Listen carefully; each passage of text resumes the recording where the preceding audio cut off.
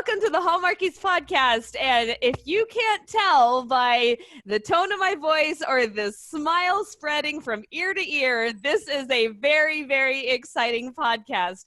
We have one of our favorite queens of Hallmark, Miss Nikki Deloach. Hi, Nikki. Hi, guys. What an amazing introduction. Can you just come with me everywhere I go, like the dry cleaners or the grocery store, and just like walk in and give that introduction? Done.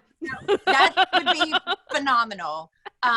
Thanks for that. That was so sweet. I'm so happy to be with you guys. Well, we're happy to have you. And I am Cammie Clements, the Hooked Hardy, and my lovely co-host, whom I have never been able to do a podcast with before. So this is a first time. Georgia! Hi. So happy to be here. Me too. So, Nikki, this is our first time talking with you, but this is your second time on the podcast. So, welcome back. Thank you so much.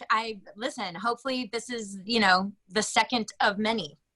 I hope so. And it's been a year for you, hasn't it? And I don't mean time span. I mean, it's been a year. I mean, it's been a year. It has. Quite a year. It has. More heart surgeries with my little one. Right. More movies on Hallmark. More movies, work. But yeah, also coronavirus. FFT is what what's her name? What she calls it, Brene Brown. And the first word is a naughty word, so I won't say it, but it's first time. So as a country, this is the first time we've ever gone through something like this, and I think it's really hard. It is. It's true. Yeah, this is the first time in any of our lives that anything like this has happened, and it's just it's an entirely new experience. I say to my daughter, because she's 9, she's having a rough time, and I say, I'm sorry, sweetheart, I'm trying to figure out how to handle all of this because I've never experienced any of this, so I'm going through it for the first time, same as you are. So. Yeah, it's true. And when you're going through first times, a lot of grace has to be given. She talks about that too, a lot of like, when you have to acknowledge like, oh, we're in an FFT, right? Mm-hmm. This is an FFT. How am I feeling right now? Say it out loud, acknowledge what you're feeling, because the second you do that, then you begin to give yourself grace and understand that like my anxiety or my fear or whatever it is that's making me potentially not be the best version of myself, or, somehow constrict me and the things that I can normally do really well. Like, it's because it's a first time. Mm-hmm. It's because it's a first time, and we all have to just be really compassionate to ourselves, especially when we're trying to teach our kids school. Oh yeah. Like, what is Singapore math? Oh, my goodness. It's like, what? This is not how I learned math. Your dad's going to have to help you. I'm sorry. Oh, my goodness. Yeah. I've got a kindergartner and a third grader trying to share a laptop and tablets, and it's interesting. I don't know how you're doing it with 2. Luckily, Bennett's so young that he hasn't even gotten into preschool yet. Right. Because if I had 2 who are doing school at the same time and dealing with that, I would deal with it, but probably not well. Just being honest. Oh, well, thank you. I appreciate that. So reason why we are here is we are going to be ranking your movies. And one of the reasons why we picked just yours is you are so elegant, so charming, so lovely, that if we tried to put your movies against other movies, then how would that even be possible? So we take all of your movies so that there is the understanding that we love all of these. There are just ones that we enjoy more than others. Genuinely, it was like an impossible task. Oh my goodness. I'm still looking at my list trying to figure out can I switch that one around? I mean, I don't know. Every movie you make is just, it's always a winner. And I love it and we appreciate it, but it's also frustrating when you're here to rank them and they're all number one. You can't have them all be number one. It's so true. Thank you guys for those kind words. I really appreciate it. I love what I do so much. I'm so lucky. Well, we love watching you do it. Thank you. So what we did is this was an idea that I had when we did the Andrew Walker ranking. Is we did his Christmas movies separately. So we took his Christmas movies and we ranked them, and then we took the other Hallmark movies and we ranked them. Oh, so, because the Christmas ones, they're in a category all by themselves. It's Christmas. So, right. You know, how can I put anything above Christmas? I can't really do that. So yeah, it's true. So yeah, so we're gonna do the Christmas movies and then the other movies, but first we have some questions for you. Awesome. I love questions. Okay, go ahead, Georgia. You're up first. Okay. We need to know which of your Christmas movies is your favorite. I was honestly hoping you would rank them first and I would just go with yours. Nope. Too easy. Oh my goodness. They're all magical and important to me for different reasons. But I would have to say, you know, I still hold a very special place in my heart for A Dream of Christmas, because it was the first time I got to work with Andrew, but because of the character and the fact that I kind of got to play two characters in one. Yeah. So it was challenging, and it was really cool to be able to take the audience on a journey where they had to suspend their reality for a moment and go along for this ride. So the director and I worked really, really hard to make sure that we treated the audience like adults, and we wanted to give it justice because the script was so good. But I think just above that would be Two Turtle Doves, because because of the script, Sarah Montana, who is one of my favorite writers, not just at Hallmark, but in general. She is one of the loveliest, smartest, most magical human beings that you will ever meet and know. Have you guys talked to her yet? Rachel did, but we haven't. So it's like whenever we did the first movie, which was what was the name of it with the dogs? Love to the Rescue. Love to the Rescue. So she wrote Love to the Rescue, and when she came to set and I met her, I was like, oh my gosh, we're the same person. We talk the same. Our humor is the same. Our jokes are the same. She was so concerned that the humor wouldn't land because she was like, watched a lot of the Hallmark stuff. And she was like, I just don't know that they have my voice. Like any of these, I don't know if they have my voice. And then first day of shooting, and she got to see the dailies, and she was like, oh my gosh, it's like I'm writing myself in the movie. So we connected so deeply. We also connected because of her story and, her losing her mother and losing her brother, and the way in which she lost them, and the grief and the trauma and everything that is around that. And I've studied trauma for the last 3 years because of what I've gone through. And so when she put together Two Turtle Doves, and I saw so much of her life in that movie, like literally scenes that were written that were actual words that she had said in her life going through this. So I knew the preciousness of that because I knew that she was drawing from something that was very real. And I also knew it was a very different movie from Hallmark. They don't often love to talk about grief. And yet this was a movie about grief. So we were like, how are we going to pull this one off? And they, the network just kind of trusted us because we had, an A-team together. We had Sarah writing it. We had Ashley Squires, who used to be an executive producer at Hallmark. She was in charge of it. Leslie Demetriades, who is a new director for Hallmark. She directed it, and she is one of my dearest best friends and also another magical human being. And this was her first time being able to direct for them.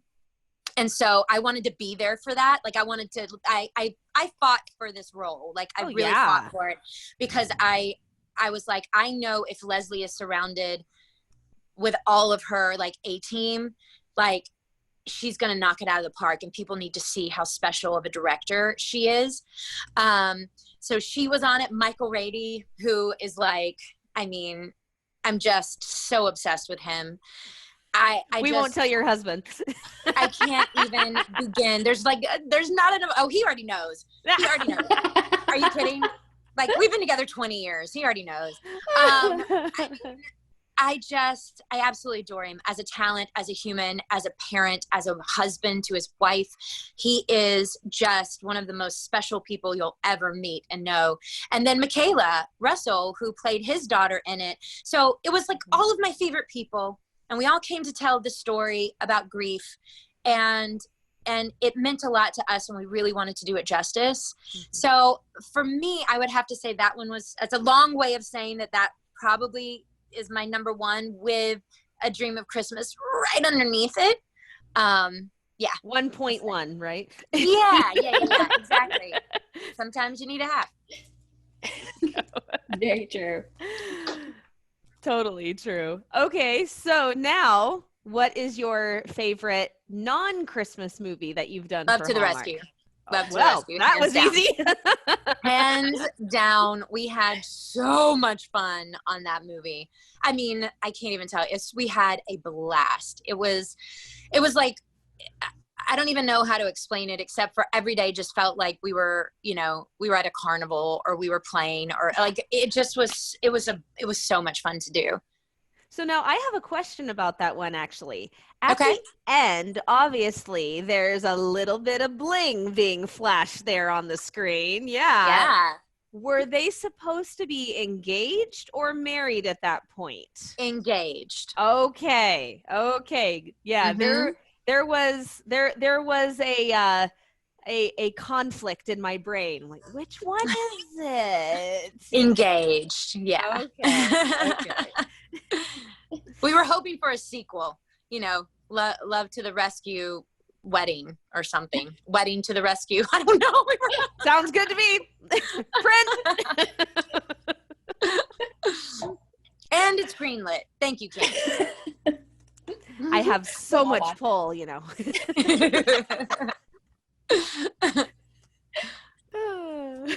I think we wanted to know also which of the seasons or genres that you do, which one is your favorite, and which one that you haven't done would you like to do? So mysteries or the June weddings, or which one's your favorite and which one would you want to do?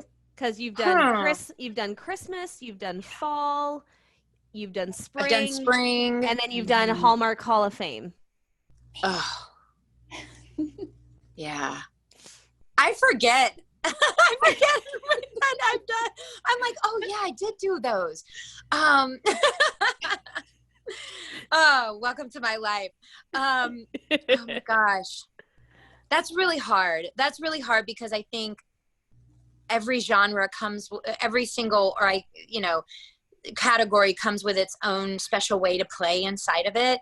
And, I even in the sense of like, this is a spring movie, so I want it to feel like this, or this is a fall movie, so it's going to be a little more grounded, and, it's going to be like a little deeper and a little, so I feel like the feeling tone of all of that, it shifts depending on what season you're in.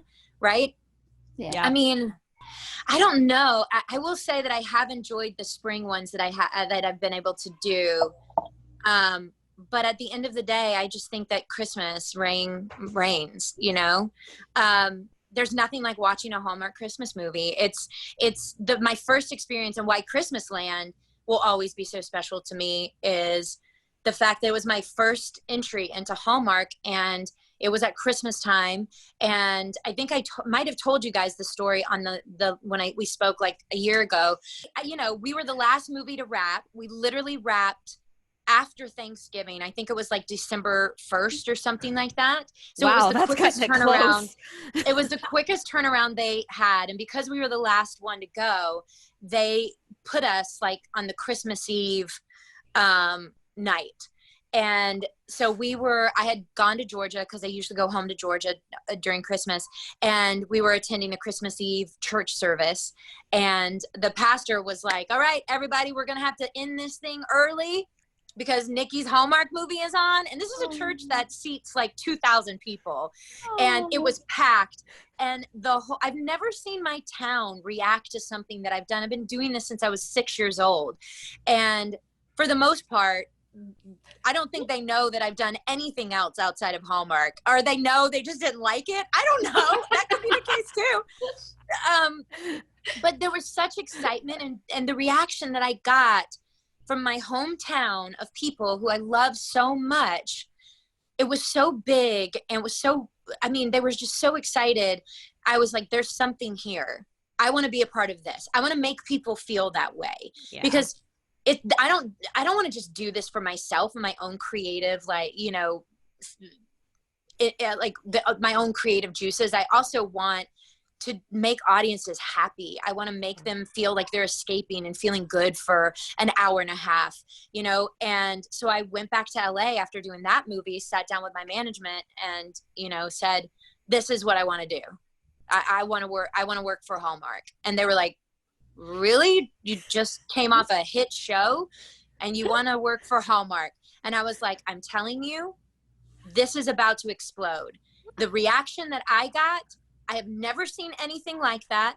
If this is the way that my town is feeling about these movies, this is the way millions of people across the country are going to feel about these movies. I'm telling you right now, this is where it's at. And sure enough, I would say 2 years after I did that one, Hallmark Christmas movies just exploded. And my management now was like, you called it. And I'm like, dude, I didn't call it. The audience called it. There's a reason that you are the Hallmarkies queen of 2019. It's so obvious. Like you could carry the network yourself. Like I love so many of the people on there, but it's with all due respect, you're just the star. And we love your movies. Thank you seriously for putting all that energy into it and for believing in it. Because you don't just make movies, like you said, just to make them. Like you make movies that mean things to people. That's terrible. What are you doing to people? Oh, Georgia. Oh my gosh. Georgia, I love it. Thank you so much. Thank you so much for saying that because it's true. It's not just a paycheck for me. It's not. And it never has been. Well, and it shows. Mm-hmm. Well, it's important. Like when I get the script and I sit down with it, I want to do it justice in all the ways that really matter. And I never want to talk down to an audience. And I always want to think about what they want in this moment. Like what is going to move them? What is going to make them feel joy? What's going to make them like feel emotion about something because they connect to it, it's the most important part of my job is to do a story justice, period. So I really, I appreciate that so much because I do care a lot. It shows for sure. I mean, if I weren't going to just start crying about it, I would say more, but you can start crying. Join the club, sweetie. Join the club. I'm already crying. But you can stop yourself. If I start Nikki Deloach is on the screen, I'm like, no, I'm done. Okay, so you've kind of already said this, and even if you hadn't, I'm pretty sure that we could figure out the answer, but I'm going to ask anyway, just to hear you say the answer. Who is your favorite co-star? Cammy and Georgia, I cannot believe you're making me do this. That was her question. I didn't ask it. I'm putting you in the same group with her. No, I'm joking. Hey, we're on the team, Georgia. No. We rise together, we fall together. I'll tell you why this is really hard for me. Because there's a handful of people that I've had the honor of working with that are such good actors and that are such good humans and have made me better at what I do because of who they are. Michael Rady is for sure one of them. We have this weird connection we work the same way. We work exactly the same way. And I haven't met someone who works exactly the way that I do on these movies, which is we spend a lot of time. We really study the script, and we work the script, and we do all the questions, and we dig really deep, and we do that. And then the night before, we look at our sides the next day in the scenes. We study everything the night before so that when we get to set, the sides are put down, the script is put down, and we are ready to just be here and to play. Like, that has never happened to me before, and it's not to mean that like other actors are not as good. It's not about that. It's about the way that we work. Sure. And the freedom that we bring to a set because of the fact that we have done our homework, we have learned our lines, and we care a lot. Michael is very much the same animal as I am when it comes to that. And so is Michaela Russell, who was my daughter in Love to the Rescue and his daughter in Two Turtle Doves. I will put her up against any actor on that channel. That child is exceptional. She is exceptional. So there's her. There's also Lisa Daru, who I feel like is actually my life sister. Like we're so similar in life. We both laugh a lot. We both have the same sense of humor. We both have, the same kind of personality. She also is very studied. She comes to set ready to play, ready to work. She is such a hard worker. So she's another person. And then Andrew Walker. So it's just so tough to be able to like pick a favorite out of that because they're all so different. But yet I think the thing that connects us is the ability to be able to like do the homework, really take it seriously, put it down, and actually connect and not worry about where the scene is going. And that's a pet peeve of mine. Is like when people plan moments and scenes of like, yeah, but I was going to look at you like this after you said this one line. And I'm like, what are you talking about? Like, we get your prior moment and just go and let's see where it takes us, So that ability to like play, it's really hard for some people. And when you find people that you can play with like that and then do a take and be like, well, I don't know what that was, but it was fun. You know what I mean? Like, and then it's just such a fun way to work. And I feel like that's how acting should be. And all of those people bring that to the table and why I love working with them so much. Cindy Williams as well. You guys, she's the same way. Oh, so Cindy Williams came to set. I was so excited to work with her. So excited. She was everything and more that I thought she was going to be, but they put her in an apartment right across the hall from me. Oh dear. Oh dear. It was so awesome because I kept thinking like Cindy Williams is across the hall from me. And she would come over and ask for laundry detergent or like milk if I had any cream for coffee. And I felt like, oh my God, it's just, we're doing this thing together and like, you're my neighbor. And I'm like, I've always wanted you to like come over here and ask for laundry detergent. And now you're actually doing it. So I'm like, she was really special too. That's a very specific dream to have. I mean, the specificity matters when you're really putting dreams out there. You know what I mean? Yeah. It turned into something extremely useful. Yeah, that's true. You're getting my actor's heart pumping over here. I'm getting so excited. I know. Isn't it really exciting? Oh, you should see my fists are clenching over here. I'm just getting so excited. Oh my gosh. I hope, Cammie, that you and I get to do a movie together one day. That would be so great. Oh my gosh. Oh my gosh, I'm going to hyperventilate now.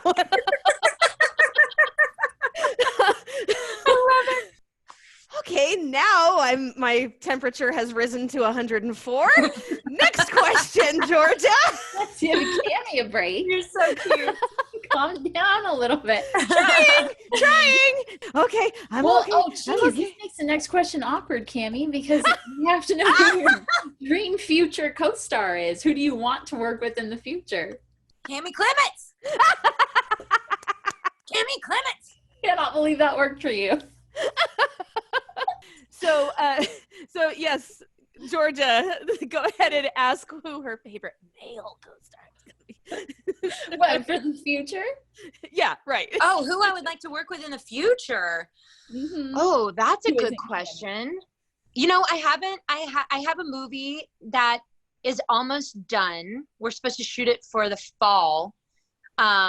If everything opens up and we can. And I want Wes Brown for my co-star for that That's one. brilliant. I didn't have him down, but he's brilliant. So Wes Brown, I would love to work with Wes Brown in that movie if he's available. Who else I would be really excited to work with? So Jack Wagner and I had also spoken about doing something together. We did a song for the Christmas show that we did. We had so much fun together, and he was like, and then we did the New Jersey convention, and he was, that was the first time I ever spent any time with him. And he was like, he came up to me on the last day of the convention and was like, "You're a really special person." And I was like, "What? That's so nice." And he was like, "No, I've just been watching you, the way you interact with people and your kindness." And he's like, "I'd really like to work with you." And it was just such an honest and just authentic thing, that like connection that was made. And then we got to sing together, and that was super fun. So I think he would also be fun to do something with. I'd like to do more with Andrew. I would love to do one with Chris Palaha, who's my really good friend. I love me some Chris Palaha. He is such a good actor. He is such an awesome human being. And I've got to work with him on North Shore. We played best friends on North Shore it was a Fox show that we shot in Hawaii for a year. And then we got to work together on Awkward.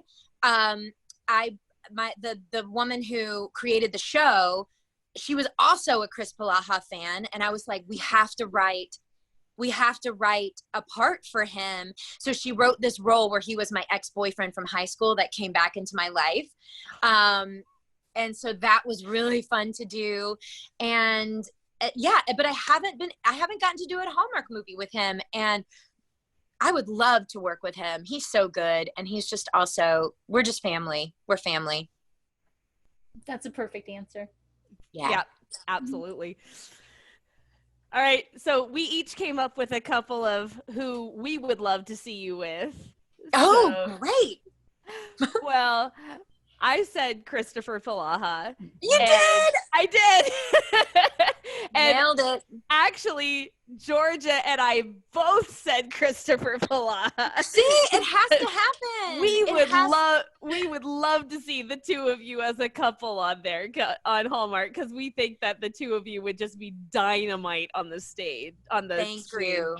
Well, he's the other person. The one that I talked about Wes Brown for. It's a movie that has to do with horses and horse jumping, and it takes place in the South and all of that. And Wes would be so perfect in that world.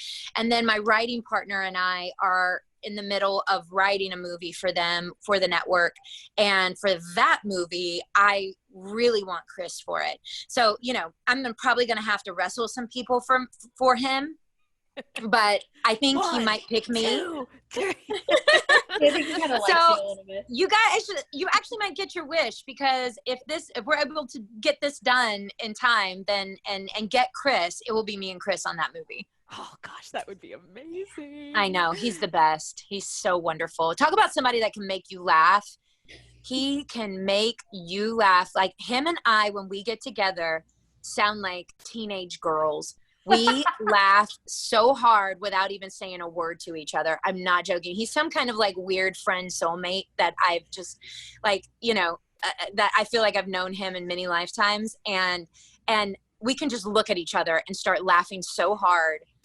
He's so wonderful. I just love him. So that's a great one. I love it. Okay, who's next? Niall Mader.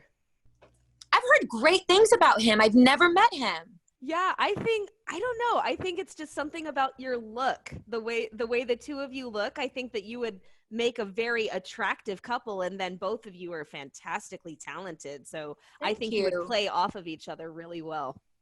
You are not the first person to bring him up to me. Head of casting, Penny Perry, she's been trying to pair the two of us for a while. That's funny. Yeah. She says the same thing. She's like, I just think that you guys look good together. You're both strong actors. You're going to love working with him. So I think that's probably going to happen.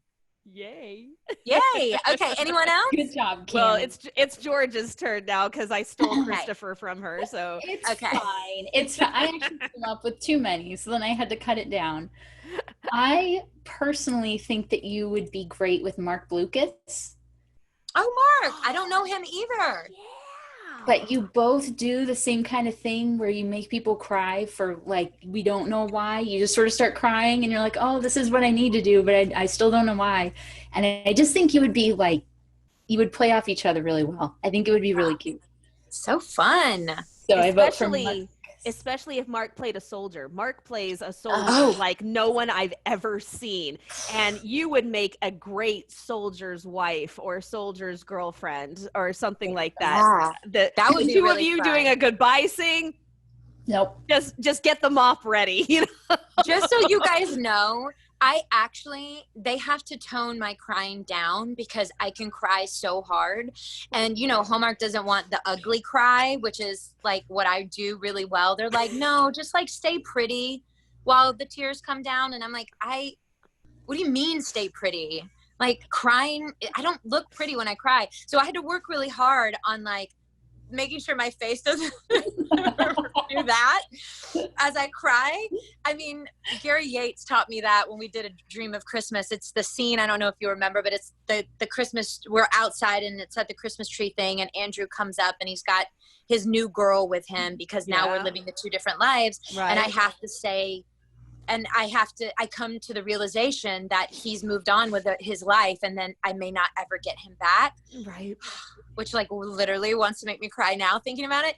Yep. And the first take out of the gate, they had to fix all of my makeup. I cried. Mascara was running down. It was such a horrible, ugly cry. It was real. It was real. It was very real. So Gary comes in and he's like, okay, sweetheart. So here's the thing. That was beautiful. That was really real. Really real. A little too real. Okay. So I want you to just have like one tear come down the left side of your eye as he's walking away. And I was like, okay, got it. That was too much. I got it. Okay. So they're constantly like reeling me in with the tears because boy, like there's nothing I love better sometimes. I like to make people laugh and I like to make people cry. It's my favorite two things on the planet.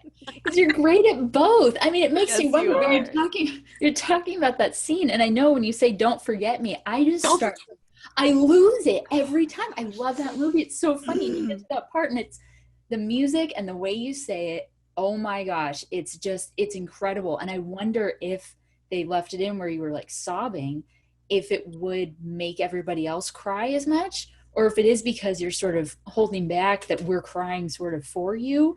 I don't know what it is. It just, oh my gosh, it gets me every time. I love that part. Thank you. I love that scene. That goes down in history as one of my favorite scenes I've done in any Hallmark movie. That specific scene, because Gary, as a director, he's just so good, and he works with his actors in such a beautiful way, and he cares so much about every scene and every performance and every moment, and you know you're in the best of hands, you know? And I think that he did such a beautiful job with the whole movie, but especially that scene. It's one of my favorites. I'm so glad you liked it. I'm so glad it was meaningful. It was to me, and my tears, and my bucket of tears. That's an understatement. We're trying not to sob through the whole thing, Cammie, honestly. Okay, so the second one that hopefully wouldn't make you cry, but it still could. I would personally love to see you with Paul Campbell. Because I love Paul. So funny. The two of you would be hysterical. So funny. He is hilarious. on Twitter, it's on Twitter that he cracks me up. Like, he will tweet something at me while watching a movie of mine, like some joke, and it'll make me laugh so hard. And then I'll tweet back and say something to him, and he'll jab, and then I'll jab, and then he'll jab.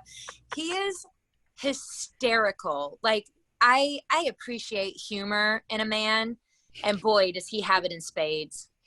He's just one of the funniest people. I mean, he and Andrew Walker were my original favorites, 2012. And I was like, these guys they're the best. And then you go, I don't know if you've ever read Paul Campbell's IMDb bio that he wrote himself. It is so funny. Oh my gosh. I don't know if they've changed it, but back in the day, he had written it himself.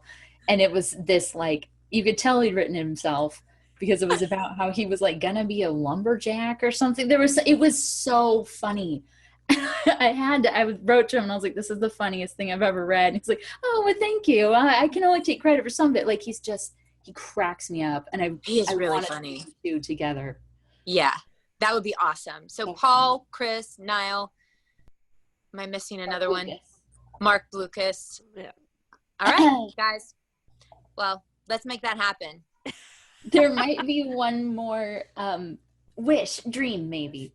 That if you could ever get any or all of the NSYNC guys in a Hallmark movie, that would just be, I'm just saying, if you wanted to, we would very much appreciate it. Yeah. Who's we? The world, Tammy. The world. Look at Hunks of Hallmark's page, their Twitter page. That's their pinned tweet. Okay. Oh my gosh. Those are my boys. I love them so much. Oh my gosh. When I found out that you guys even knew each other, because I was a baby and I was NSYNC super fan, and then Hallmark movies, and I'm like, Nikki Deloach is the queen, and then I found out that you guys were connected, and that's like all I needed. It was perfect. So connected. So when NSYNC was first, even like, I was there when they signed their record contract. Yeah, I was there for all of it in the beginning, the sweat and tears. I've never seen people work so hard in my life to accomplish something. Those boys were really incredible, their work ethic. But also they're just so fun. They're just such awesome dudes. So Miss Lynn, Justin's mom, was my guardian for half of my life. So I spent a lot of time with all of those boys, and they're just wonderful. They're so wonderful. I love them all so much. So if you ever want to get him in one of your movies, I mean, you have Lance would do it in a heartbeat. So would Joey. JC would George is happy now. Yeah, JC would probably, I feel like he probably wants to move more into directing, so I don't know, but he might do a cameo. He's a little bit more shy. Like, he is a performer, but he's very introverted, and he is a very private person, and so I don't know, maybe we could get him to direct one. Justin's schedule just won't allow it. Let's be real with that. Like, he's the Michael Jackson of our generation. So his schedule just won't allow it. And Chris would do it in a heartbeat too, actually. Yeah. So we could probably get 3 out of the 5. It's honestly, that's perfect. You get 1 and I'll cry. You get 3 out of 5 and that's all I'll ever watch. She's going to have a meltdown. By the way, that's not a bad idea. I bet $1 million that Lance would come and do a Hallmark movie, or do like a cameo in one of my Hallmark movies. I bet he would. That's going to make me cry right there. I'm just going to leave that one right there on the floor for everyone. All right. Well, shall we get to ranking? Oh no. I know. Yes, I want to hear. No. I want to know. So my method, I told this to Andrew when we did his, and he had a few more, so it was a little easier because I had more to work with. But what I ended up needing to do was saying, okay, if these were on Hallmark movies now, and everything else wasn't working, and these were my only options, which one would I watch first? Then which one would I watch second? And that's great. That's so smart. Because I love them all.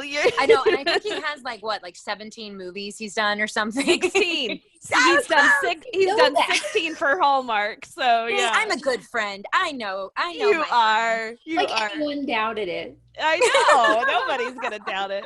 Oh, All right. So Okay, cool. Georgia, Christmas, your number 4. my number 4 is Christmas Land. Okay. Because I love the coat. I love it so much. I think it's like the prettiest Santa coat that I've ever seen. But I don't like the Al from Home Improvement is so mean because I love Al on Home Improvement, and it made me sad. He was so greedy, and I remember watching it when it was new, and I was like, this is not how I wanted this to go at all. So that part bummed me. I know. Isn't it so weird to see him in a role like that? You know what I mean? Me. Yeah. So funny, like when we are used to seeing people in a certain way, and then he played the villain in the movie. He did a really good job, but yeah, that was my issue with it. And you looked like you were freezing because of the air was. I was freezing. I was I don't do well in the cold, just to tell you the truth. I do fine when I'm dressed appropriately, but like that Santa coat was actually really thin, and I just like talking when you get cold is hard. Like when you're outside and it's really cold, and it was cold. I mean, it was winter in Utah when we shot that. It was very cold. We didn't have to fake snow. We didn't have to it was cold. Yeah. Oh, well, Man. Okay, so Christmas Land is number 4. What's number 3? Well, we're going back and forth. So Okay. my number 4 is also Christmas Land. Yeah, look at you being on the same page. I know. And, there's not necessarily a reason. There are just the other ones I enjoyed more. Yeah. So yeah. I mean, I did love the whole magical aspect. I guess if I had to pick a reason, I guess just trying to restore the entire thing on a shoestring budget seemed a little far-fetched, but that's what Hallmark Christmas movies are about, and that's why we watch them. So totally. Yeah. Totally. So yeah. There goes that. There are just the 3 other ones I like better. I love it. Right. Are we on number 3? Yes, we're on number 3. Because here's where it gets controversial, because like you said, I know. Where I was like, which one do I watch the most? Because I don't want to cry all the time, which I already do. I don't necessarily need to. So I had to put 2 turtle doves in number 3, which pains me. It's a crying one. It's so a crying one. And it was just like, it hit at just the right time. And I was like, oh my gosh, I can't watch this. And so it's not one that I can watch a lot. It's so good. No, it's I feel like it's a Christmas movie that is so good that, it could be on any network. It could be in any, it's one of those really special pull at your heartstrings. Leslie did such a good job with it, kind of movie. But you're right, you cannot watch that one over and over again. You can watch it once, maybe twice. That's about it. And then you got to call it a day. Exactly. And then you got to go watch something funny. Exactly. Oh, I'm glad you understand. Okay. My number 3 was Reunited at Christmas. To be honest, there was nothing wrong with this movie, and I actually loved the fact that there was no other man. I kept waiting for the new guy to show up. I'm like, where is he? Where's oh, it's him. And just to see something to see a unique take on a Hallmark relationship, just see I'm so glad you appreciate that. Yes, I do. And just to see the 2 of you work at it, and to see the journey, and to see you finally come to the realization that I am in love with you, and I do love you, and yes, I want to marry you, and the heck with what my parents did in the past. We're going to be together forever, Yeah, well, I have to say that was one of the ones I developed with Hallmark. It's an idea that I took to them, and I was like, I want to do a movie. Now that I say it out loud, I'm like, how did they ever give me permission to make this movie? I was like, I want to do a movie about a divorced family who comes together over Christmas for the first time in years. It's like the last Christmas they decided to all spend together as a family. And I cannot believe, I think they probably thought that I would, like, you know, they're like, they probably thought, like, she's an actress, she'll give up. She's not gonna, you know, she won't see this thing through. But I did, because it was the first time that they really dealt with that kind of topic. But I was like, you know, here's the thing, 50-something%, over 50% of the people in this country are divorced. And that means that a lot of those people have kids that are dealing with the holiday shuffle, you know, of parents' house, mom's house, or dad's house, or grandparents' house, and seeing 8 families at a time, or whatever it looks like. Yeah. And they haven't been represented yet on our network. Yeah. And what if we just did a movie over the holidays that showed how families can come together, even through divorce, and be together over the holidays, and really, like, maybe it's uncomfortable sometimes, and maybe it's a little icky sometimes to, you know, get through those little moments between mom and dad, or even the person that you're in love with. But that's okay, because that's actually very real. People deal with this every day. So for me, I was just really proud that they let us tell that story. And, you know, even if I never get to do it again, we got that one in the bank. We did it. That one happened. That one happened. I do have to say, I felt so bad for Simon. I was like, okay, Samantha, give the guy a break. He's obviously crazy about you. Just say you'll marry him. You know? No! He did. He looked like he was about to crack for like the whole movie. Oh, I know. But you know what? It's like, I also wanted to tell the story of a girl who wasn't ready for marriage. Right. You know, in a lot of these movies, it's like the girl is like, you know, desperate to fall in love or find love or get married or do this. And I'm like, that's not all women. I didn't want to get married. You know, when my husband proposed, I was like, isn't this great what we already have? Like, of course I want to spend my life with you, but like, that's a very big and scary thing. You know, and so there's women out there that feel that way. So yeah. I enjoyed it also for that, like doing that version of the leading lady. And well, that just sucks for Simon. Sorry, Simon. Well, he got you in the end. He got you in the end. So he got me in the end. And Mike Faola did such a beautiful job with that role. He did. Andrew Arley as well, who played my dad, is a remarkable actor, and he was a huge get for us. I didn't know that he's Canadian. He lives there, but he has worked on huge movies and huge shows. And my favorite scene of that whole movie was the one where my character goes and takes a walk. And then when I come back, Andrew Arley, who played my dad, is sitting outside on that little bench by himself. And I come up and he's like, come over here and sit down with me.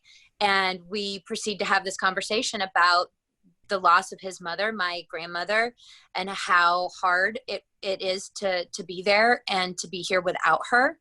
And it's just such a beautifully written scene. It was so good. And he's just so good as an actor that, like, it's that moment, Cammie, where you're like, oh man, I got a good one. Oh yeah, this is going to be fun. You know, I was like, can we do this scene again? They're like, no, moving on. Dang it.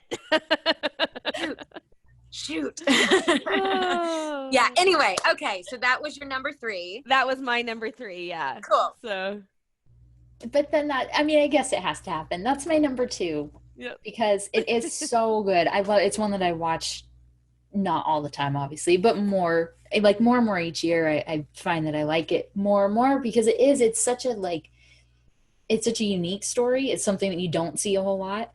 Definitely not on Hallmark, and it's done in such a realistic way, but it's not too heavy. Like, I don't sit there thinking, oh, this is depressing, or oh, this is really hard for them. Yeah, that was hard that line that we threaded throughout, because I produced that one. And so it was another one of those, like, we have to be super careful.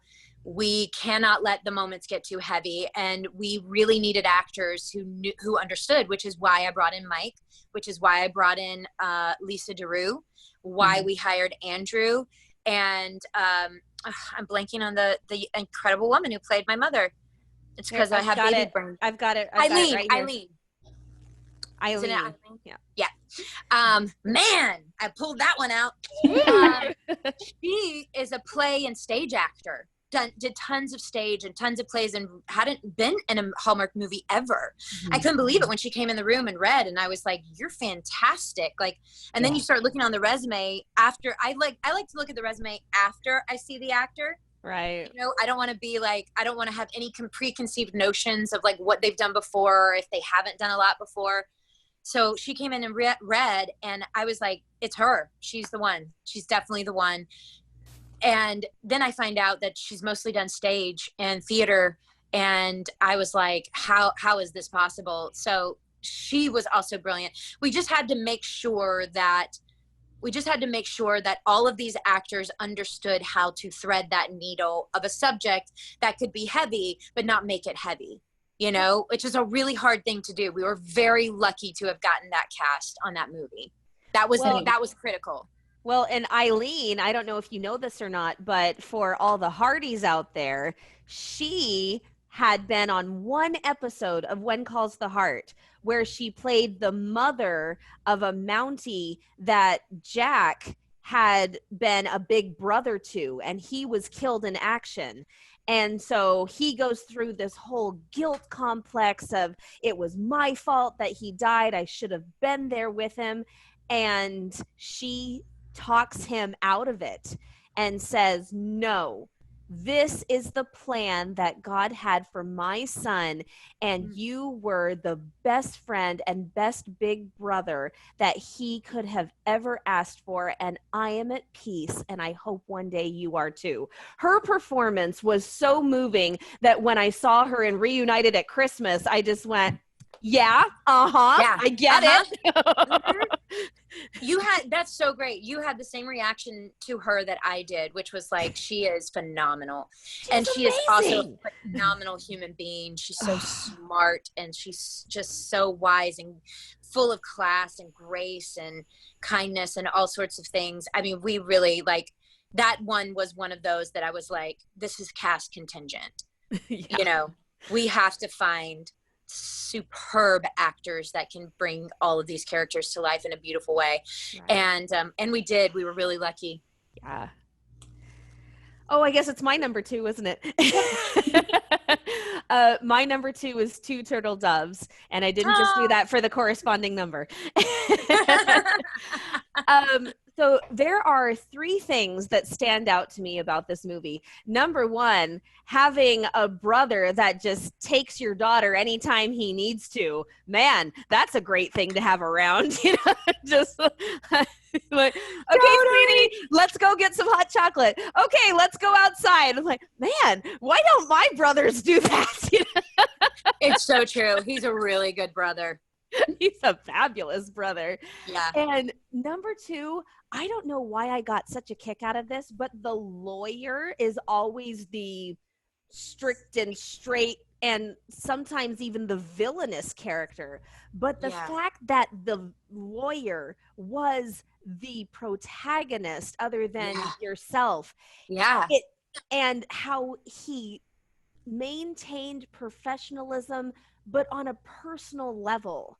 I know. You know, it was beautiful. Michael Rady. Michael Rady. Yeah. That's all I got to say. And here's the big thing that sold it on me. I am a sucker for a kiss in the middle of a movie. Same. Kiss as much as possible. Yes, I'm not alone. Kiss as much as possible. I mean, come on. I personally do not like it when they are thrown in the last 30 seconds. I'm like, me neither. You don't get to see anything. People want the kisses. Yes, people want the kisses. Yeah, but thing is like, when people start to have that moment where they're connecting, they're gonna kiss. Let's be adults about this. They're going to kiss. Yes. It's not like the people watching haven't kissed people before. I mean, I know we're doing family friendly stuff, but like most of the people watching these movies, they've kissed people before. They know what's up. So say that. Can we please be adults and kiss in this moment, because that's what it calls for? That's how I feel about it. Amen and hallelujah, sister. But the biggest thing is, I have never seen an interrupted kiss, because I hate interrupted kisses. But the one here in Two Turtle Doves was incredible, and it was one that I totally forgave. I was like, I will forgive that interrupted kiss, because that was incredible. Because it came from him. Yep. Mm-hmm. We fought so hard. I actually wouldn't let the director do that take any other way. I said no. And Leslie, thank God, was like on my side with this, because I said, this is a moment for us to do something different. There's not a phone call that interrupts, or a person that comes in, or a reindeer that comes down Main Street. Like, it is a very real adult moment of like, he gets to stop the kiss. And then I said to Leslie, I was like, I'm not going to tell you what I want to do. I'm just going to show you. Let me show you. And then if you like it, I would really prefer to keep it like this. So my idea was that I wanted to pursue I wanted to make it so hard for him to say no to that kiss. So I was like, I'm going to come up so close in his face. And when he stops me, I'm going to stay there. I am going to stay there. And until he really makes it clear that he's not ready to kiss me. And I'm going to tempt him, and I'm going to be, and I had never seen that on one of these movies before. And so we did it, and Leslie was I could hear her from like 100 yards down Main Street in the little covered director's booth going, yes, yes. And I knew we had found a moment. Like, we had found a moment, and I cannot even tell you, Cammie, how many people, and just random people actually in airports even, that have come up and been like, hi, I love Hallmark, I love your movie, I love Two Turtle Doves. That moment with the kiss, oh my gosh, it worked. It worked, because I do believe that, like, women want to see that. Women want to see it. They want to see the tension. They want to see the almost kiss or the kiss. And they want to see the fire that's happening between two people as they're beginning to fall in love with each other. Yeah. We want to see that, and let's give it to them. So it makes me so happy that you love that part. And that's one of your favorite parts, because we did fight for it. We did not do a different take. And we were like, this is what this moment is. Take it or leave it. Well, and that just this might get weird, but with that exhale that he did, that exhale that Michael did right there, that was full of so much heat and so much passion. And he said, I want to kiss you. So his reasoning, he wanted to kiss you. It wasn't just some dumb insecurity. It wasn't. Nope. It wasn't a phone ringing, like you said. He said, I want to kiss you, but I need to be responsible about this. So he wasn't just thinking of himself. So put the responsibility with that heat and the passion that was so palpable there. Yeah, I was gone. Me too. I lost my breath. I was gone. I was like, Michael Rady, you are a heartthrob. What are you doing? Like, a hot and a heartthrob. A hot throb. We're gonna make that a thing. Hashtag hot throb. Yes, hashtag. And only the three of us will know what it is, but it's fine. Oh man. Oh my gosh, Cammie, how's that not your number one? I'll tell you why when I get to my number one. Man. It was a struggle. It was a struggle. It's like, can I have a tie for number one? You can't. Nope. Okay, Georgia, number one. Well, I feel like it's obvious now. Yes, but number one, A Dream of Christmas. Me too. It's just so special. Yay. I know, honestly, I love it. I watch it Christmas, not Christmas, whatever. I watch it all the time. I love that movie. It's so, I mean, it's pretty. You guys are hilarious. You make me cry. It has everything, but I especially love it because my mom, I mean, she watches Hallmark movies with us, but they're not her thing. And my brothers love you. Like they'll be like, "Oh, there are two Nikki Deloach movies on today." So like everybody's a Nikki Deloach fan. They really tell me. They have to notify me. But this Dream of Christmas is probably the only one that my mom will go, "Oh, let's watch that." Like she wants to watch Dream of Christmas. So we watch it together, and it's so nice to have one that I know that she likes and that she's enjoying instead of just watching it for me or for us or something. It's nice to be able to share that. Yeah. And so that's right. It's special to me because I love it anyway, but that's just like the added bonus of being able to share it with my mom. So that's so cool. That makes me really happy. I think we were able to, on that movie, I think it's the perfect template, honestly, for a Hallmark Christmas movie because there is so much humor in it, but there's also so much heart. Yeah. And I feel like the balance of those two and being able to weave the heart and the humor into a story the way that, well, by the way, on that movie, Gary Yates, who was the director, him and his writing partner, Mike Bell, they wrote that script. And that script was perfect when it got to me. Normally, I have to take a script and I have to like go through it. And if it's not something that I developed, it was just something like I was just a hired actor on it. Normally have to go through and be like, well, this scene doesn't really quite work. Can we have a conversation about this? Or like, I don't know that that's in line with the character. Can we have, so normally have to do some type of work around things. That script was perfect. And they did such a jam up job.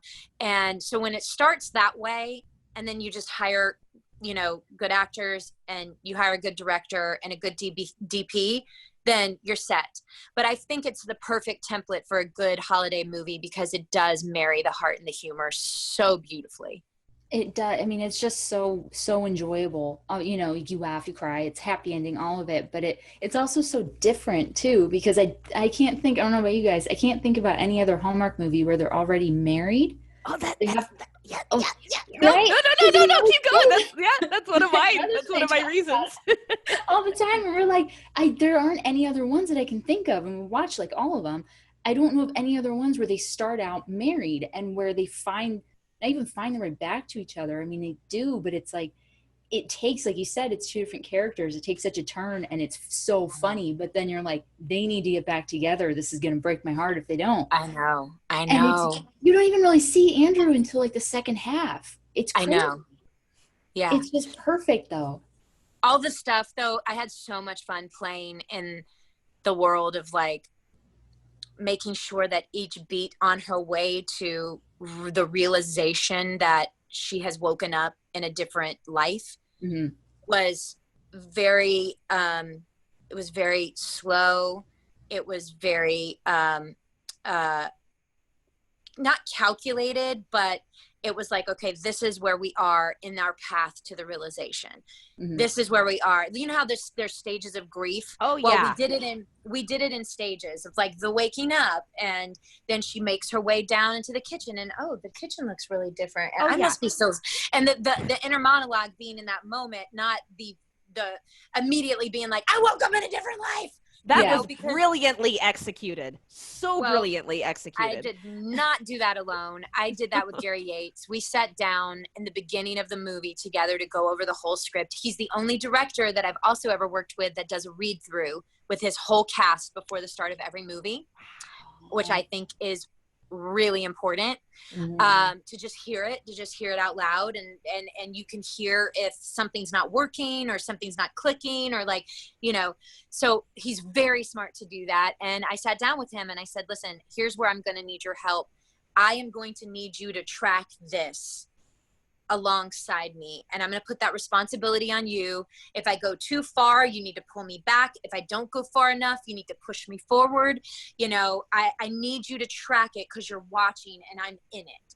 So please do that. And Buddy, he's one of my favorite directors to work with because of the way in which he executes his movies and he works with his actors. So I did not do that alone. A lot of that was Gary Yates just being right on me, being like, nope, bring it back a little bit, pull it back a little bit, softer, make the realization a little bit smaller. You know, he really set me up for success. Wow. Perfect. One of the reasons why it's my number one is because we always see the high-powered woman go into a family life, and she realizes that that's what she would rather have. But here we have a family woman.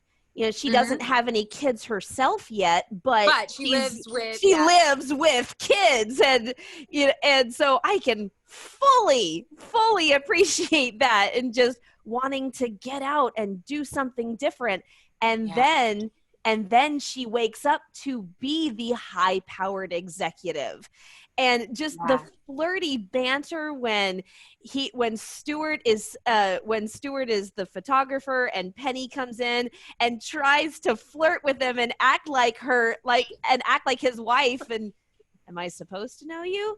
You know, I loved the juxtaposition, and then you see him at the end and what a loving husband he is. And I don't know what just happened to you, but I am so happy that you're happy, and come here and kiss me. You know, I know.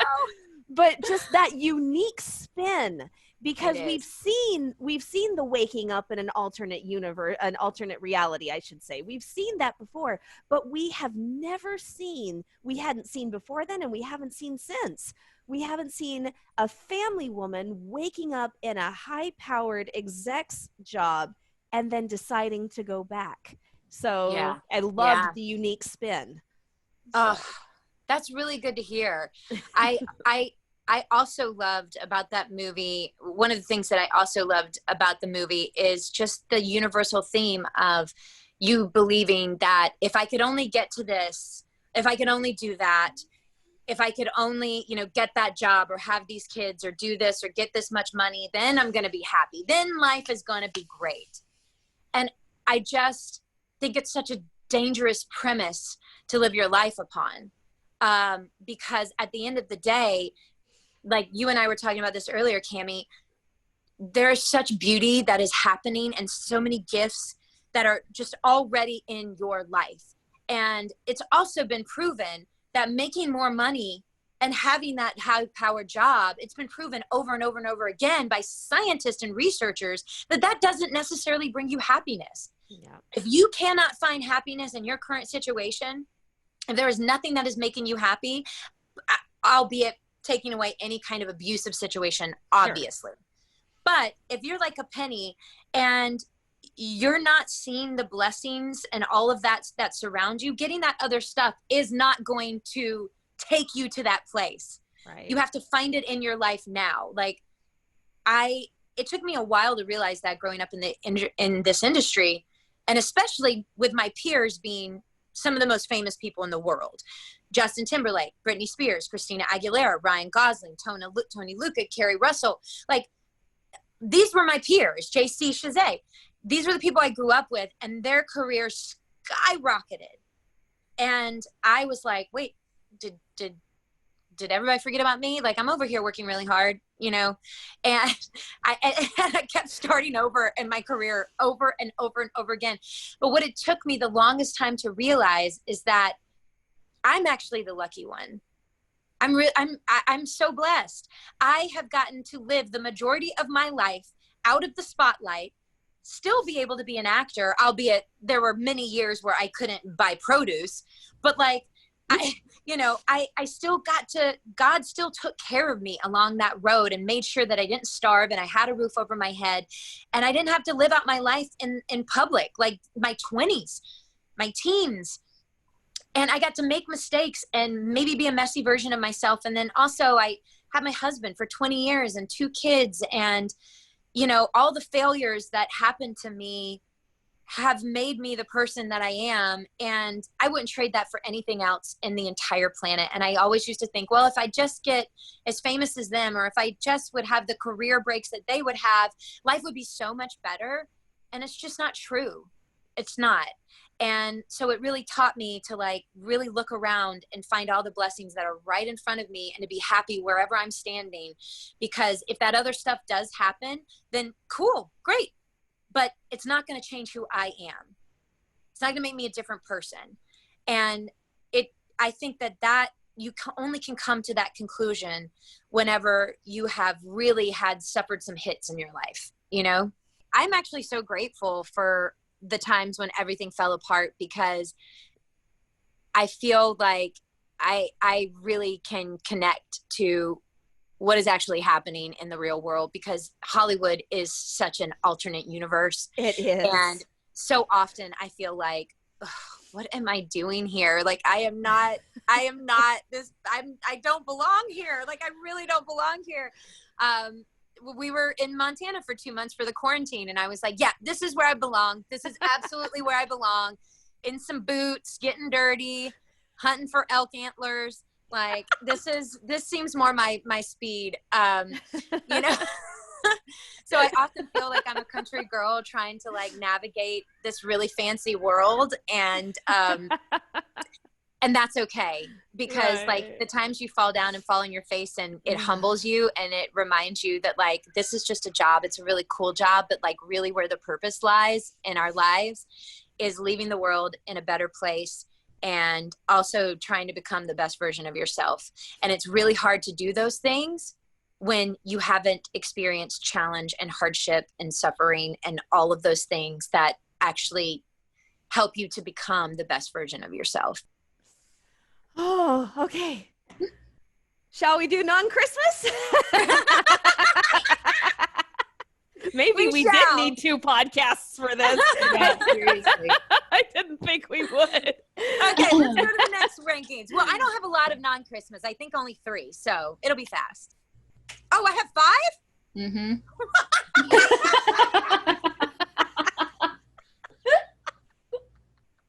Oh my God, I'm dying. I don't even know what movies are.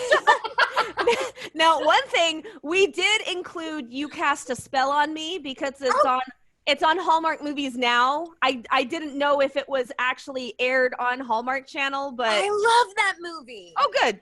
Then we're good. Love. That was such a fun movie. Okay, so 5. Wow.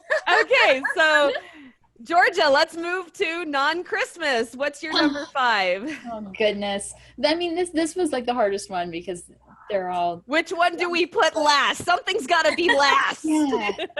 And I only have one specific reason for doing it, because I can't believe I'm doing it. But I had to put Perfect Catch at number 5, just because, I mean, I love baseball. I love you and Andrew. It's perfect. But I don't understand at the end, or towards the end, when he says that he gets a job in California, but there are 5 teams in California, and that wouldn't be better than Boston if you go to Oakland or San Diego. So it didn't make sense to me that Totally. was like, it does every time I see it. I'm like, well, you have to specify which team, because Which team, Andrew? which team are you going to, Andrew? And they just keep saying Boston. They never see the Red Sox. And as a Red Sox fan, I'm offended that he would find California, you know. So it's a more personal issue. But the movie's perfect. So understand. That one was a real pain to film, by the way. No.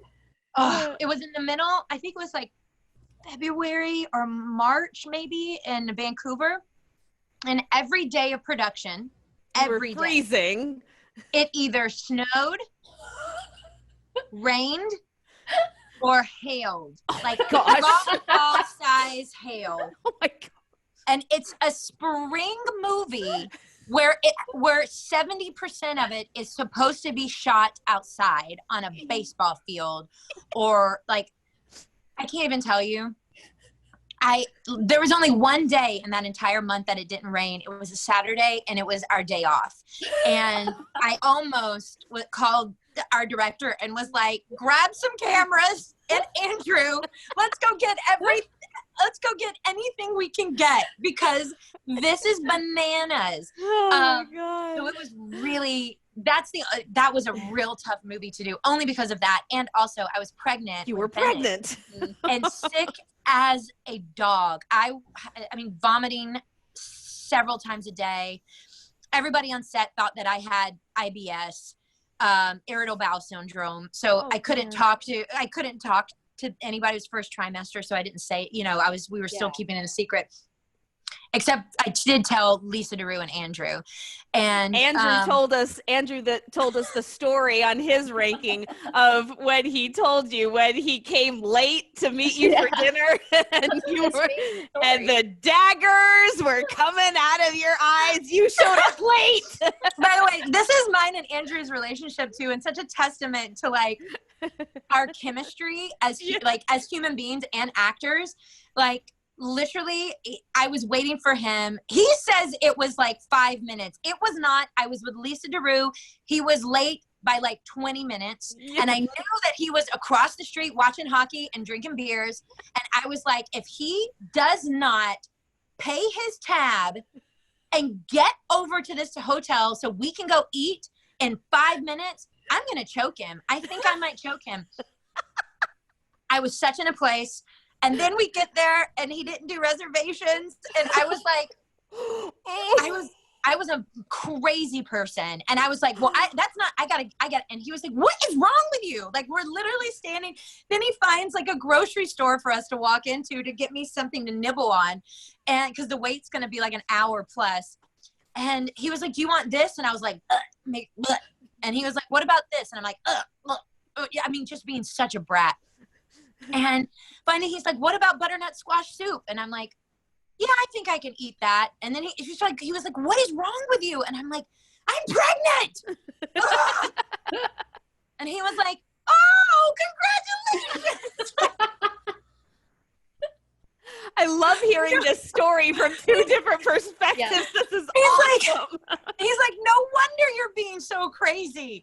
Like, he was literally trying to do anything in his power to make me happy. Aww. And I was being so crazy, but I was so hungry. And I had that like pregnant, like, I'm going to vomit if I don't put something in my stomach right now. I know it well. That was so fun. Bless his heart. He really put up with me on that movie. I mean, really, he's a hero. So what's your 5, Cammie? My number 5 is Love Takes Flight. And there's not really any particular reason. Like I said, with the Christmas movies, there are just ones I enjoyed more. I'd have to tell you one thing. My husband, he's so practical, and he does not like watching Hallmark movies with me. And frankly, I don't like to invite him to watch them with me either. No. I'm just like, your time. Go.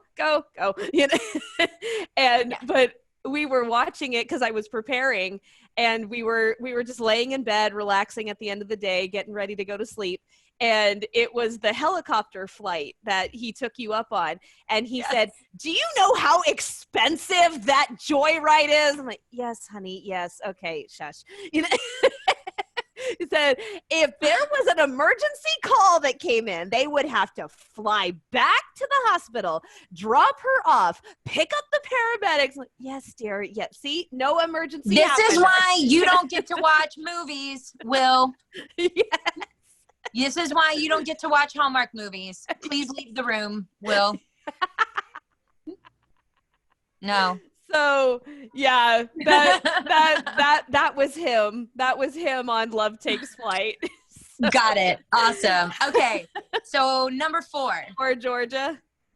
Well, of course, my number 4 is Love Takes Flight. Mm-hmm. I mean, the thing is, it's so like, it's a perfect movie. It's perfectly done. It's so well done. But I just cry for the last third of it, like weeping cry. I can't. The scene with me and the guy who played Jeff's father, Walter, in the kitchen, Walter. It just breaks me. I don't know how you did it. I cried.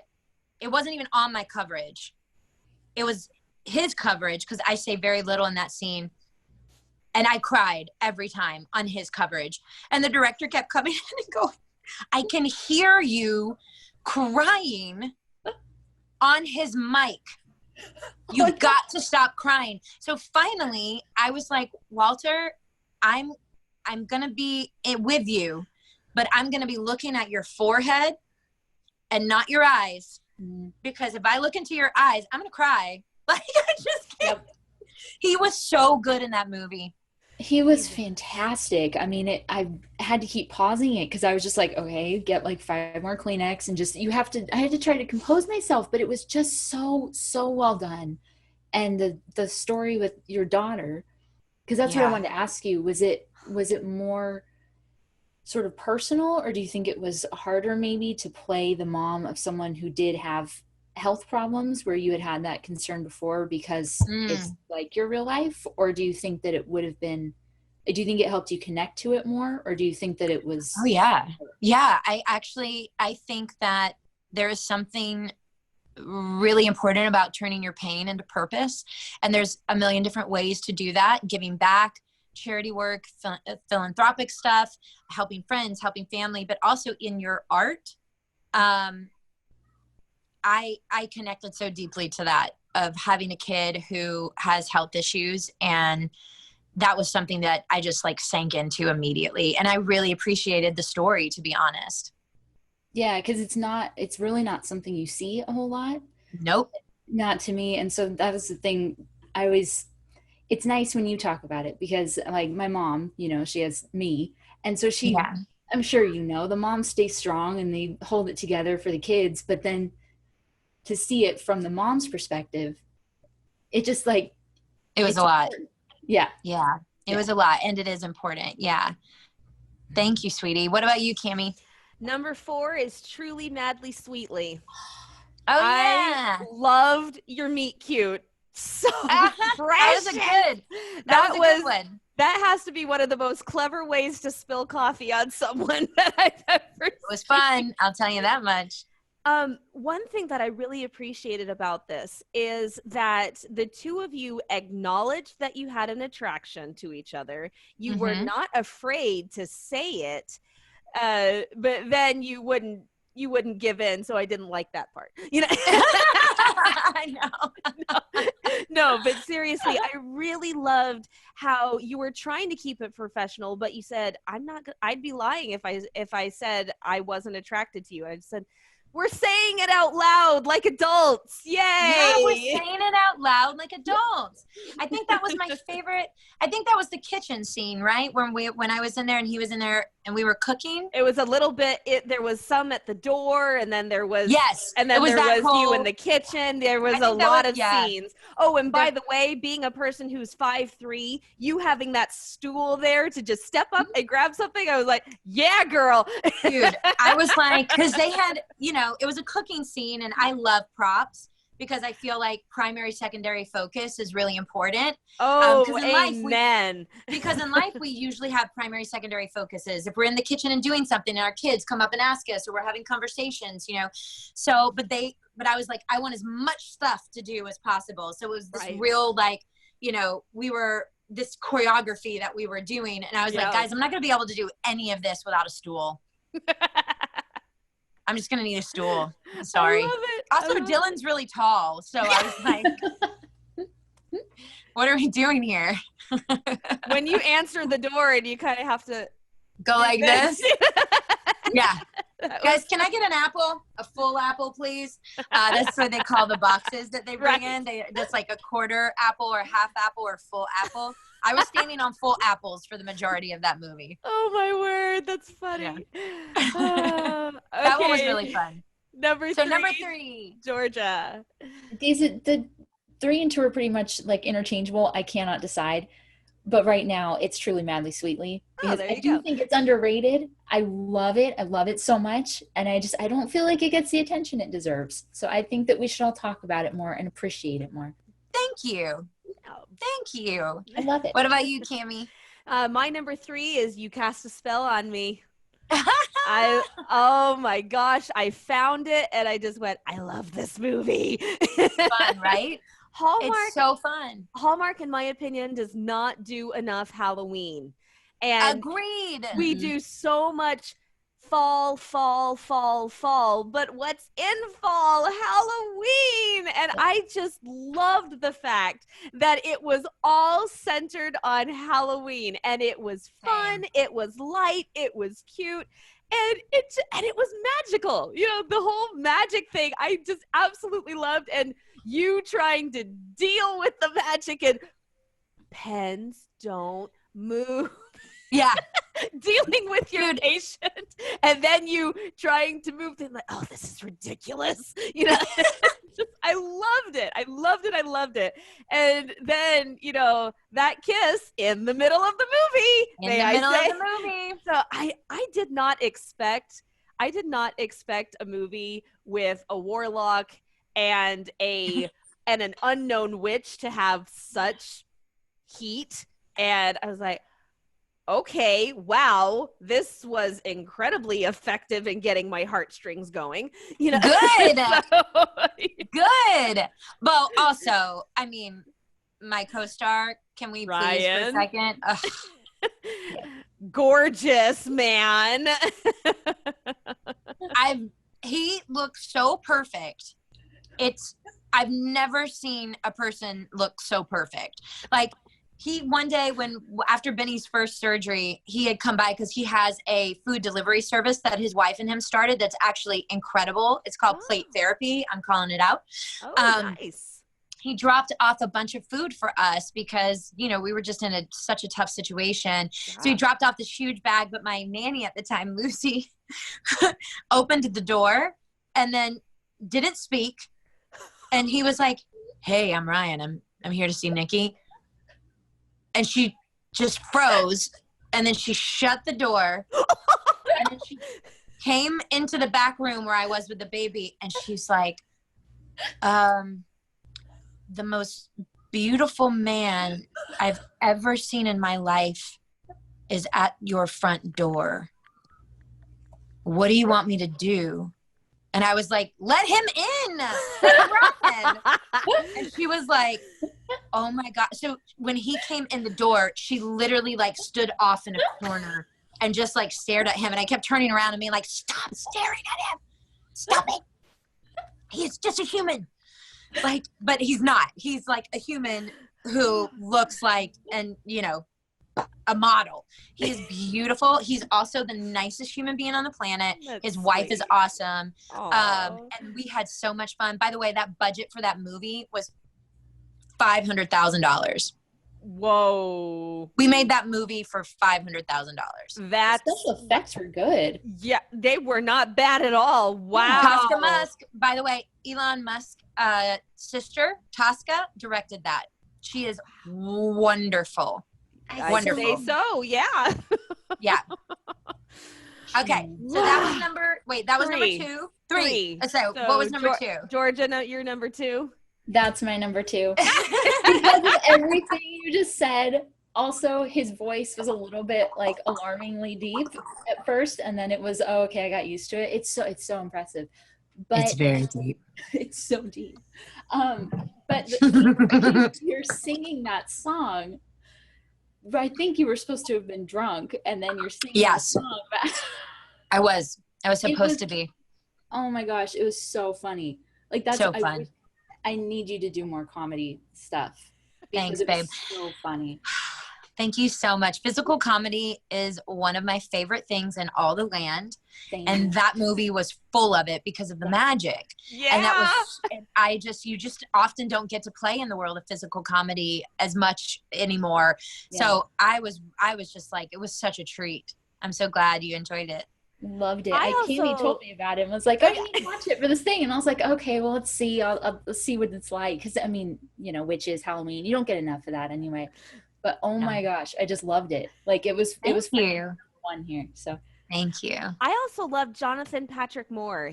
I feel that he is a very underrated talent that doesn't get used as much as he should. And I've seen him in other projects, and I'm just like, man, why are you not in more? Because you are good, man. So more should be in more. Yes, more should be in more. And sorry, that's so cheesy.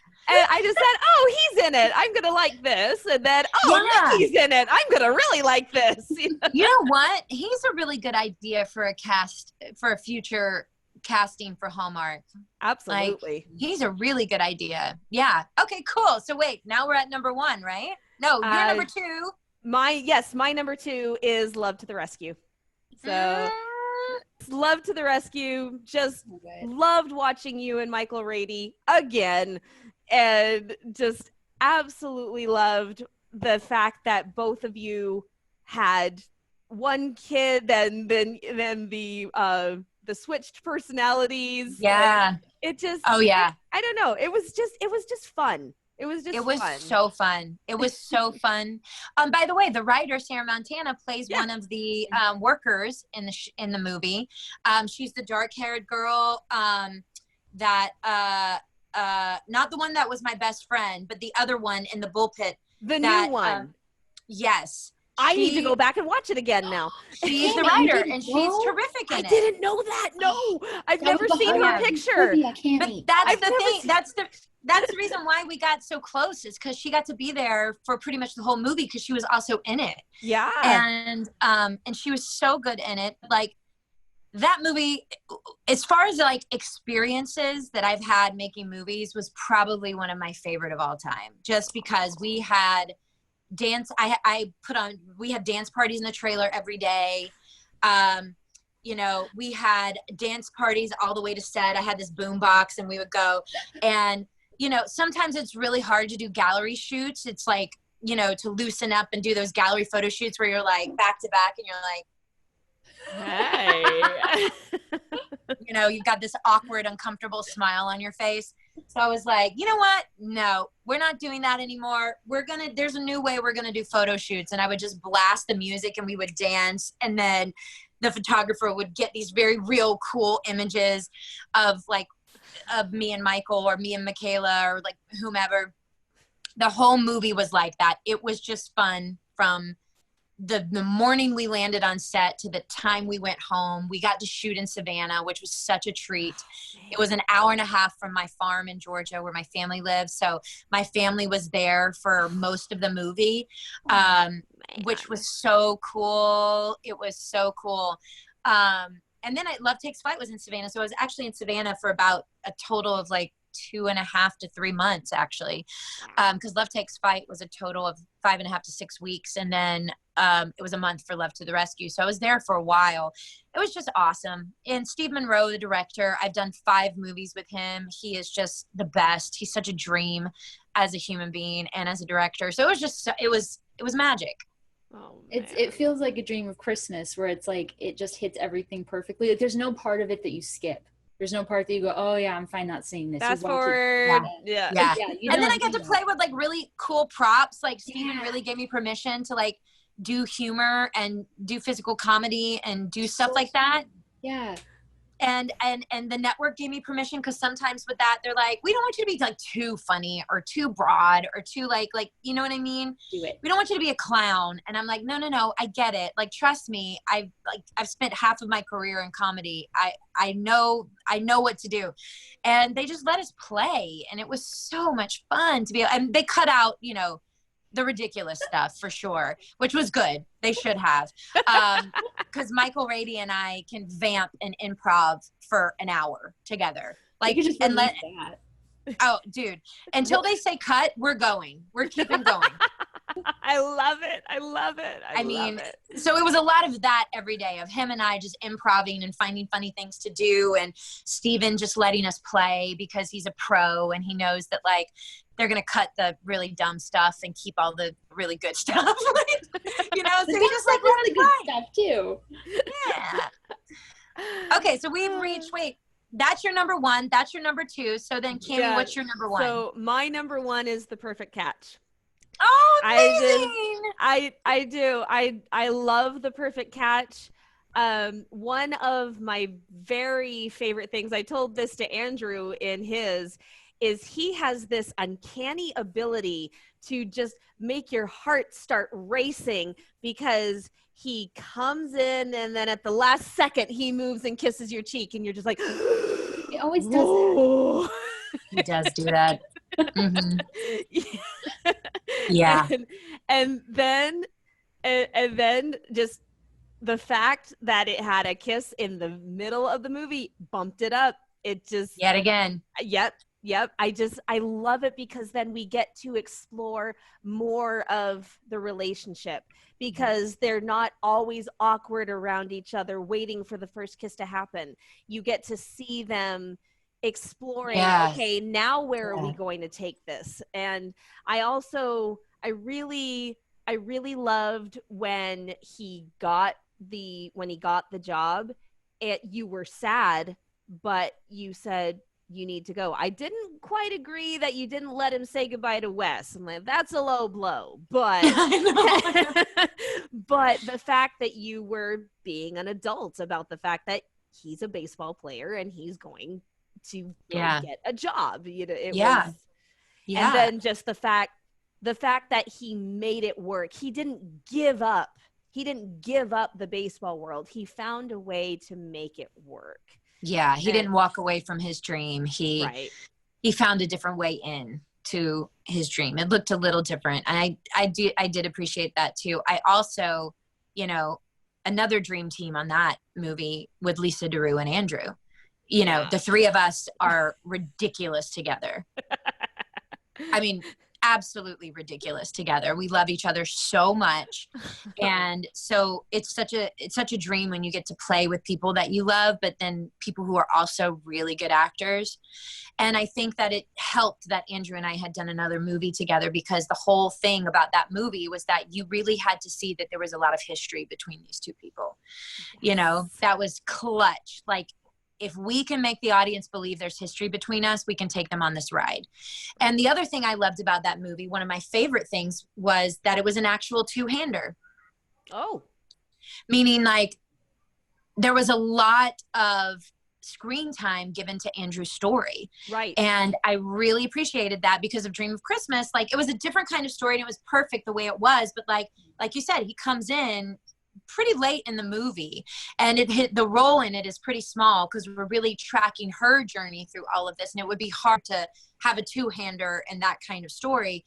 But to be able to do another movie with him, to see him get to use his acting chops and have a bigger storyline, and to have more of a two-hander in that situation, I felt was so cool. And I enjoyed that big time about that movie. It's a keeper. And so is Andrew Walker. So is Andrew Walker. We love you, Andrew. I'm going to have to make him listen to this, because we talk about him so much and how much we love him. I'm going to be like, you have to listen to it. Especially if you're feeling really bad about yourself. Just turn on this podcast. Oh, my goodness. Oh, man. Well, Nikki, I can't even begin to express what a pleasure this has been. I have learned so much. I have learned so much, and you've just been an absolute delight to talk to. Thank you so much for taking your time after being on such a long trip to Montana to come and chat with us. We really, really appreciate it. Oh, Kimmy, thank you so much for saying that. Thank you guys for having me. I mean it when I say that I don't have a job without you guys. Like, I don't. And so thank you so much for making it possible for us to be able to have this network and to make these movies, and to make movies that make people feel really good. It is such an honor, and it's such a joy. And I just appreciate you guys and all the love and support that you give to all of us, all of our movies, all the actors. It's such a really special thing. And I hope that, the cool thing about the world of Hallmark and the people that love it is they are people that are on the hunt for something that makes them feel good, something positive, something kind, filled with love, and good stories and happy endings. And I think it says something about the person that you are, that you want to fill yourself up with that kind of content. And I hope it even gets bigger and it grows even more and more and more and more, because I do believe that it affects your soul, after a while. you start believing that miracles can happen and dreams can come true and people can get on helicopter rides. Sorry, Will, but it can happen. So I'm just super grateful to you guys, and it has been a real joy to like meet you face to face and also just have a great conversation with y'all. And I'm so honored that you picked me and that you picked these movies that I've done that I forgot all about. I'm so honored. I mean, it's such a cool thing and it's very humbling. Thank you. Well, we love watching you. We love watching you. And we want more. Thanks, guys. Thank you. Georgia, give your mom a hug for me. I will. Thank you. So, Nikki, where can people find you on social media? Oh, Nick Deloach, Nikdeloach. That's my Insta. And then Twitter, it's my full name, Nikki Deloach. And then also, if you're a lady out there that enjoys reading stories about other women, and go to welcometowhatweare.com. Yep, welcometowhatweare.com. Or follow us on Instagram at welcometowhatweare. It's the site that myself and one of my besties, Jen, we started, and a lot of women. I would love for you guys to write something for us if you're down to do so. We just celebrate women and their stories and things that they've been through and their perspective, and so they can also catch me on that. Great. Georgia, where can people find you? I'm on Twitter at Georgia Speech. And you can find me on Instagram and Twitter at Cami Drama Girl, on Facebook, the Hooked Hardy Facebook page, and my blog is hookedhardy.com. And you can follow the podcast everywhere on social media, Hallmarkies Pod, Hallmarkies Podcast. If you're listening on iTunes, please give us your ratings and reviews. And if you're watching on YouTube, which is where the fun is at, then please give us a thumbs up and subscribe to our channel. We really appreciate that. Don't forget to check out our merch store, which has a ton of Hallmarkies inspired art. We've been going to town on it, and it's so much fun with so many clever designs. So thanks everybody for joining us. Be safe, be healthy, and be happy. Bye. Bye.